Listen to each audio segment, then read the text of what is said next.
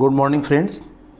आज हम inert gas unit का जो चैप्टर चल रहा है बीएससी पार्ट फर्स्ट का हमारा इनऑर्गेनिक का, उसके अंदर हम जो जिनोन की केमिस्ट्री पढ़ रहे थे। जिनोन कंपाउंड के कुछ कंपाउंड इसके बन रहे हैं। जिनोन को फ्लोराइड के साथ, ऑक्सीजन के साथ, ये कंपाउंड कौन कौन से बन रहे हैं, जिसमें फ्लोराइड के साथ हमने कल स्टडी की थी। Xenon difluoride, xenon tetrafluoride, xenon hexafluoride, इन कंपाउंड्स की हमने बात की थी। आज हम करते हैं उसके साथ ऑक्सीजन को ऐड करके, और क्योंकि मोर इलेक्ट्रोनेगेटिव एलिमेंट हैं, फ्लोरीन है, इसी प्रकार से ऑक्सीजन है, जिनके साथ ये कंपाउंड बनाने की क्षमता रखता है। तो जिनोन ऑक्सीजन की बात करें, जिनोन ऑक्सी डाईफ्लोराइड, इसी प्रकार xenon oxy tetrafluoride, xenon dioxy difluoride compound की हम बात करेंगे। तो बनाने का सिंपल तरीका क्या है, जिनोन टेट्राफ्लोराइड, जिनोन हेक्साफ्लोराइड, इन कंपाउंड्स का जब हम जल अपघटन हाइड्रोलिसिस करते हैं, हाइड्रोलिसिस में ध्यान ये रखना आपको, आंशिक हाइड्रोलिसिस, पूर्णतः हाइड्रोलिसिस नहीं कर रहे हैं। पूर्णतः अगर करेंगे तो जिनोन ऑक्सी ट्राईऑक्साइड बन जाएगा, टेट्राऑक्साइड बन जाएगा। तो यहाँ हमें ध्यान रखना है, आंशिक जल अपघटन करना है। आंशिक जल अपघटन करने पर हमें जिनोन ऑक्सो डाईफ्लोराइड जो है प्राप्त हो जाएगा, जिसमें धीमी गति से मिलेगा आंशिक जल अपघटन। अगर इसी प्रकार से हम जिनोन हेक्साफ्लोराइड का आंशिक जल अपघटन करें तो जिनोन ऑक्सो टेट्राफ्लोराइड जो हमारे कंपाउंड है ये प्राप्त कर सकते हैं, साथ में 2HF कंपाउंड निकलेगा। इसी प्रकार से जिनोन हेक्साफ्लोराइड का अगर हम फुली हाइड्रोलिसिस करते हैं, मतलब पूर्णतः हाइड्रोलिसिस किया जाए, एक आंशिक होता है पूर्णतः, जब पूर्णतः अगर किया जाएगा जिनोन डाईऑक्सी डाईफ्लोराइड कंपाउंड प्राप्त करें। तो आपको याद करने में भी आसान है कि हाइड्रोलिसिस किसका, जिनोन फ्लोराइड कंपाउंड का हाइड्रोलिसिस करना है, और उसके हाइड्रोलिसिस से आपको ये कंपाउंड जो वो प्राप्त हो जाएगा। यहाँ पे देखिए, अब इसको अगर हम स्टडी करें इसकी स्ट्रक्चर की, तो आप देखें जिनोन ग्राउंड स्टेट मैंने बताया आपको 5s2 5p6 5d0। यहाँ पे क्या होगा, अब चूंकि हमारे पास कितने बॉन्ड बनने हैं यहाँ पे, तो आप देखिए जिनोन ऑक्सो डाईफ्लोराइड, 2 फ्लोराइड के हैं, 2 ऑक्सीजन, इसमें 4 बॉन्ड हमारे पास चाहिए बंद बनाने के लिए, अर्थात 4 अनपेड इलेक्ट्रॉन चाहिए। 4 अनपेड इलेक्ट्रॉन का मतलब ये हो गया कि P में से दोनों ही PZ और PY दोनों के एक एक इलेक्ट्रॉन जो एक्साइटेड होकर के डी कक्षक में प्रवेश कर जाएंगे। तो इस प्रकार से 4 हमारे पास अनपेड इलेक्ट्रॉन बन जाएंगे। अब एक्साइटेड स्टेट में आप देखते हैं कि S पूर्ण भरा हुआ है, P के अंदर 2 अनपेड हैं, एक पेयर्ड में है, और D का एक कक्षक। यहाँ पे जो कक्षक संकर्ण बनता है हाइड्रोलिसिस, ये बनता है sp3d संकर्ण, और जो एक इलेक्ट्रॉन D कक्षक में बचा रहता है, D इलेक्ट्रॉन जिसको कहते हैं, ये p पाई d पाई बंद बनाने के लिए प्रयुक्त रहता है। कौन सा बंद, p पाई d पाई, ये ध्यान रखा आपको ना, ऑक्सीजन है इसलिए p पाई d पाई बंद यहाँ पे बनेगा। जो ऑक्सीजन है वो एक बंद कहाँ बना रहा है, D कक्षक के इलेक्ट्रॉन के साथ। sp3d संकर्ण होता है, और एक ऑक्सीजन व एक जिनोन के मध्य क्या बन रहा है, p पाई व d पाई बंद बन रहा है, जिसका स्ट्रक्चर क्या, त्रिकोणीय द्विपिरामिड स्ट्रक्चर। क्या करें हम, त्रिकोणीय द्विपिरामिड स्ट्रक्चर बन रहा है यहाँ पे। तो ये त्रिकोणीय द्विपिरामिड स्ट्रक्चर जो प्राप्त कर रहे हैं, ये क्या बता रहा है हमें, sp3d संकर्ण को व्यक्त कर रहा है। तो यहाँ पे आप देखेंगे कि जिनोन के मध्य p पाई d पाई बंद बनता है। त्रिकोणीय द्विपिरामिड आकार में 5 कक्षक यहाँ पे बनते हैं, जिसमें 2 भूमध्य कक्षकों के पास और 2 एकांकी इलेक्ट्रॉन रहेंगे, एक इसका S के पास, एक 5p वाले के पास।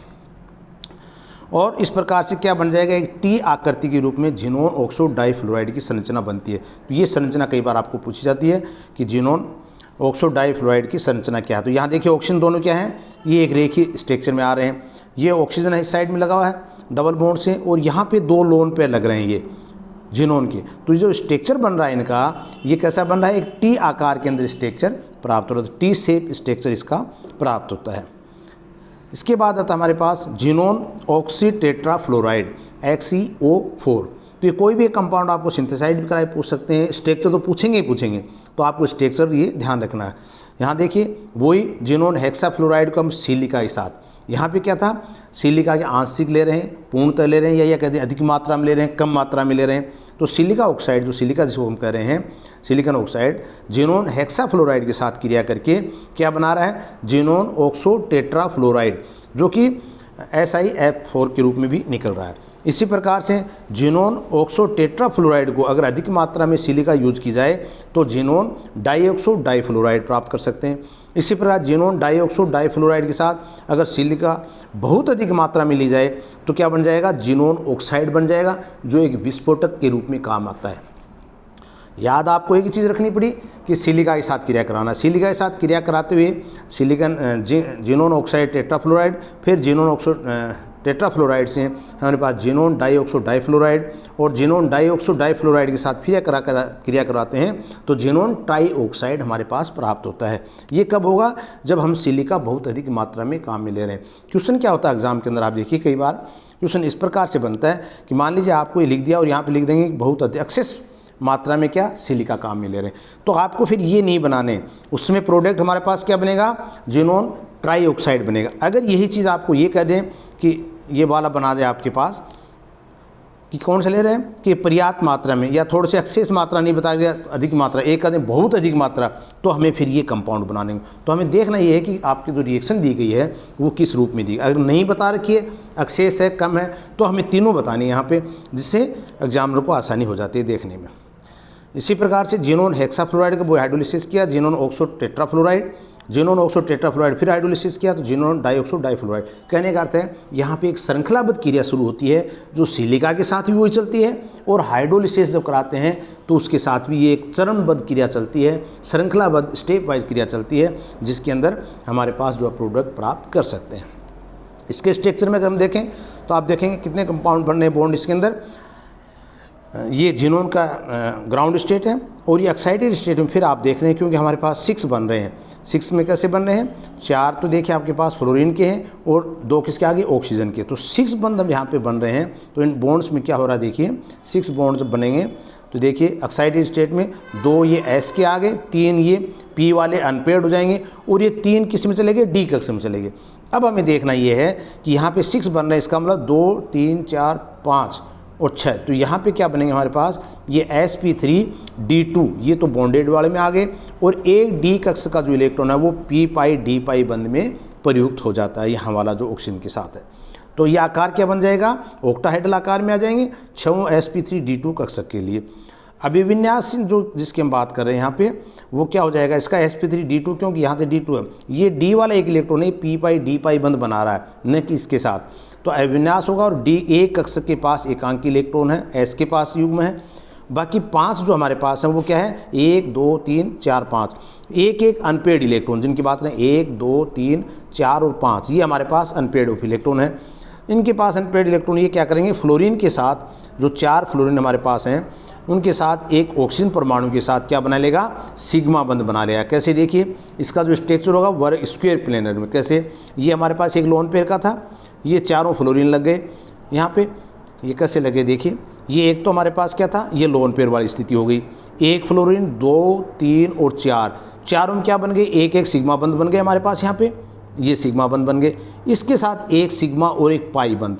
पाई बंध के लिए मैंने आपको बताया था कि पी पाई और डी पाई, ये पी पाई बंध और डी पाई बंध जो हमारे पास यहाँ पे बनते हैं। ये कौन सा? ऑक्सीजन का एक बंध। तो मैंने कहा डी के अंदर एक इलेक्ट्रॉन जो वो इसमें काम में आ जाता है। तो इस प्रकार से इसका स्ट्रक्चर हम बना सकते हैं, और स्ट्रक्चर क्या बनेगा? वर्ग पिरामिड स्क्वायर पिरामिड स्ट्रक्चर प्राप्त होगा। इसके बाद आता है अगला जिनोन डाइऑक्सो डाइफ्लोराइड के रूप में। तो इसको अगर हम देखें जिनोन डाइऑक्सो डाइफ्लोराइड के रूप में बनाने में वही आपको जिनोन टेट्राफ्लोराइड, जिनोन हेक्साफ्लोराइड का सिलिका के साथ करा सकते हैं या हाइड्रोलिसिस कर सकते हैं, आंशिक या पूर्ण। तो आपके पास कंपाउंड क्या बन रहा है? जिनोन डाइऑक्सो डाइफ्लोराइड बनता है। ये देखिए ग्राउंड स्टेट है। यहाँ पर अब देखिए आप, ये स्थिति क्या बन रही है हमारे पास? 2 S में 3 P वाले और 3 हमारे पास अनपेड। तो ये क्या बन रहा है? sp3d कक्षक बन रहा है यहाँ पे, यानी 2 कक्षक, यानी O2 है यहाँ पे। वहाँ पे हम कह सकते हैं वहाँ पे एक ही ऑक्सीजन था। कौन से में? इसमें एक ऑक्सीजन था, तो एक सिग्मा और एक पाई बंध बन गए। अब यहाँ पे 2 ऑक्सीजन है, 2 फ्लोरीन है, तो 4 तो हमारे पास सिग्मा में काम आ जाएंगे, और 4 सिग्मा में काम आने पर साथ क्या बन गए? 2 बच गए। 2 किस में आ रहे हैं आपके पास? ये पी पाई डी पाई में काम आ जाएंगे। तो यहाँ पे जो 4 इलेक्ट्रॉन जो काम में आ रहे हैं, ये कौन से आ रहे हैं अपने पास? ये आगे फ्लोरीन के साथ जो हम काम में ले रहे हैं, 2 और 2 आगे ऑक्सीजन के साथ, और ये 2 ऑक्सीजन क्या हो गए? डी इलेक्ट्रॉन जो पी पाई डी पाई के रूप में काम में आए। देखिए स्ट्रक्चर में यहाँ पे ये फ्लोरीन 2 अपन पास सिग्मा बंध आ गए, दूसरा इधर ऑक्सीजन के साथ सिग्मा 1 पाई, दूसरे ऑक्सीजन के साथ सिग्मा और 1 पाई, तो 2 पाई हो गए और 2 सिग्मा इधर आ गए। तो सिग्मा टोटल कितने हो गए? 4 बॉन्ड बन गए, और यहाँ पे एक लोन पेयर है। तो कहने का अर्थ ऑक्टाहाइड्रल नहीं, टेट्राहाइड्रल नहीं होकर क्या हो जाती है? एक विकृत चतुष्फलकीय डिस्ट्रॉयड टेट्राहाइड्रल स्ट्रक्चर हमें यहाँ पे प्राप्त हो जाता है। किसका? जिनोन डाइऑक्सो डाइफ्लोराइड का। इसके बाद आता है हमारे पास ऑक्साइड्स का। तो अभी तक हमने फ्लोराइड की बात की, ऑक्सीजन फ्लोराइड की बात की, और अब आती है ऑक्साइड ऑफ जिनोन। जिनोन के ऑक्साइड, दो ऑक्साइड बनाता है जिनोन, जिनोन ट्राईऑक्साइड और जिनोन टेट्राऑक्साइड, जो दोनों ही क्या है कि विस्फोटक के रूप में काम में आते हैं, ट्राईऑक्साइड और टेट्राऑक्साइड। जिनोन ट्राईऑक्साइड का अगर बनाए तो वही तरीका मैंने बताया आपका, क्या इसके सिलिका के साथ बताया कि सिलिका अल्प मात्रा ले रहे हैं तो दूसरा कंपाउंड बताया, लेकिन अक्सिस मात्रा अधिक मात्रा अगर ले लेंगे तो लास्ट में क्या बन रहा था हमारा, जिनोन ट्राईऑक्साइड। तो जिनोन हेक्साफ्लोराइड रिएक्ट बाई किससे, सिलिका से, तो क्या बन रहा है, xenon trioxide plus silicon tetrafluoride के। इसी प्रकार से अगर हाइड्रोलिसिस करेंगे तो भी क्या बन जाएगा, जिनोन ट्राईऑक्साइड बन जाएगा। तो ये बनाने की मेथड हो गया। अब इसके स्ट्रक्चर की बात हम करें तो आप देखें यहाँ पे 3 ऑक्सीजन है, 3 डबल बॉन्ड बने तो कितने, 6 इलेक्ट्रॉन हो गए। इसका मतलब 6 सिग्मा बंध बन रहे हैं हमारे पास, ठीक है। और 3 हमारे पास क्या बने, पाई बंध के रूप में आ रहे हैं। देखिए 3 पाई बंध बन रहे हैं और 6 बन रहे हैं, 3 बन रहे हैं यहाँ पे सिग्मा बंध, पाई के साथ 1 सिग्मा 1 पाई, 1 सिग्मा 1 पाई, 1 सिग्मा 1, तो 3 सिग्मा और 3 पाई। तो 3 सिग्मा बंध जो बन रहे हैं वो किससे बन रहे हैं, ये sp3 संकरण में ये बन रहे हैं। 3 अनपेड इलेक्ट्रॉन है तो यहाँ बन गए। और ये 3d कक्षक जो बन रहे हैं ये बन रहे हैं इलेक्ट्रॉन p पाई d पाई बंध में प्रयुक्त हो जाते हैं। तो इस प्रकार से क्या बन जाता है हमारे पास, सिग्मा सिग्मा सिग्मा और सिग्मा के साथ क्या, पाई पाई। तो ये स्ट्रक्चर जो आता है हमारे पास ट्राइगोनल बाईपिरामिडल स्ट्रक्चर बनता है। इसमें एक क्या लोन पेयर हो गया हमारे पास, यानी ये एस कक्षक पूर्ण भरा हुआ है। 3 ऑक्सीजन जुड़े हुए हैं, एक डबल बॉन्ड से, एक ये। तीनों ऑक्सीजन के साथ हम देखते हैं एक बॉन्ड सिग्मा बंध बन रहा है, दूसरा बॉन्ड क्या बन रहा है, पाई बंध का बन रहा है। इस प्रकार से जो स्ट्रक्चर इसका प्राप्त होता है वो क्या हो रहा है, त्रिकोणीय पिरामिड स्ट्रक्चर प्राप्त हो रहा है। अब देखिए आगे आता है जिनोन टेट्राऑक्साइड। जिनोन टेट्राऑक्साइड में आपको एक रिएक्शन इसकी याद रखनी है, barium perxenate Ba2 xenon O6, barium perxenate का फॉर्मूला है। इसका अगर 2H2SO4 के साथ क्रिया कराई जाए, कंसनट्रेट सल्फ्यूरिक एसिड के साथ अगर क्रिया कराई जाए तो जिनोन टेट्राऑक्साइड प्राप्त होता है। ये भी एक विस्फोटक पदार्थ के रूप में काम आ रहा है। साथ में बेरियम सल्फेट बन रहा है और 2H2O भी निकल रहा है। तो -40 डिग्री सेंटीग्रेड भी विस्फोट का कार्य कर सकता है, इतना गंभीर कंपाउंड है। यहाँ पे वही स्ट्रक्चर की अगर हम बात करें तो यहाँ आप देखेंगे कितने हमारे पास, 4 के कितने हो गए, 8। इसका मतलब हमारे पास जो नंबर ऑफ इलेक्ट्रॉन है वो कितने हों अपने पास, तो यहाँ पे अपने पास नंबर ऑफ इलेक्ट्रॉन 8 इलेक्ट्रॉन हमारे पास अनपेड होने चाहिए अगर जिनोन टेट्राऑक्साइड बनना है। इसका मतलब 5s में से भी एक इलेक्ट्रॉन एक्साइटेड होकर के 5d कक्षक में प्रवेश कर जाएगा। इस प्रकार से क्या बन गए हमारे पास, sp3 में 4 सिग्मा बन गए, 1 2 3 4। तो ये 4 हमारे पास सिग्मा बन गए, कौन से, ये वाले में। और यहाँ पे 4d इलेक्ट्रॉन है जो ऑक्सीजन परमाणु के साथ हमारे पास यहाँ पे बन रहे हैं, क्या, 4 पाई बंध। ये कौन से बन रहे हैं, ये 4 पाई बंध बन रहे हैं हमारे पास, ये वाले चारों बंध। तो यहाँ पे 4 सिग्मा 1 इलेक्ट्रॉन, 4 पाई बंध 1 इलेक्ट्रॉन। तो ऑक्सीजन के साथ जिनोन की जो स्ट्रक्चर बनेगी वो sp3 संकरण क्या बन रही है, चतुष्फलकीय। 4 ऑक्सीजन परमाणु के साथ 4 सिग्मा बंध बन रहे हैं। और ऐसे ही डी कक्षक के अंदर उपस्थित इलेक्ट्रॉन चारों डी कक्षक के इलेक्ट्रॉन ऑक्सीजन परमाणु के साथ क्या बना रहे हैं, p पाई d पाई बंध बना रहे हैं यहाँ पे। तो ये जो बंध बन रहा है ये देखिए, जिनोन, ये ऑक्सीजन, 1 2 3 4, चारों क्या डबल बॉन्ड बन गए। और चारों में हम यहाँ पे बता सकते हैं इनको क्या बन रहा है, 1 सिग्मा 1 पाई इसका, 1 सिग्मा 1 पाई इसका, 1 सिग्मा 1 पाई ये, और 1 सिग्मा 1 पाई ये। इसका मतलब 4 क्या हो गए, सिग्मा बंध हो गए, 4 क्या हो गए, पाई बंध हमारे पास बन रहे हैं। तो ये चारों बंध जो क्या बता रहे हैं हमें कि सिग्मा बंध के साथ साथ पाई बंध भी ऑक्सीजन के बंध रहे, तभी हमने कहा डी ऑर्बिट के अंदर भी 4 अनपेड इलेक्ट्रॉन उपस्थित रहते हैं। अब आता है परजिनेट आयन। जिनोन हेक्सा का ऑक्साइड का आयन लेते हैं परजिनेट आयन। ये एक शक्तिशाली तीव्र ऑक्सीकारक पदार्थ होता है जो ऑक्सीकारक करके क्या करेगा, HXCO6 -3 -4 से -3 फिर -2 बन गया, तो ये बन जाए हमारे पास H3XO6 -2। अब ये विघटित होकर क्या बनाता है, HXCO4- का कंपाउंड बनाता है, साथ में H2 और ऑक्सीजन निकलता है। तो एक शक्तिशाली तीव्र ऑक्सीकारक के रूप में भी इसको काम में लिया जाता है। ये देखिए जिनोन का। अब यहाँ पे एक चीज़ हमें समझनी होगी, अभी तक हम चर्चा कर रहे थे पूरी कि जिनोन कंपाउंड की बात कर रहे थे, और जिनोन कंपाउंड में हम क्या कर रहे थे कि ये जिनोन कंपाउंड है, और यहाँ पे आप देख रहे थे S P और D कक्षक की बात कर रहे थे।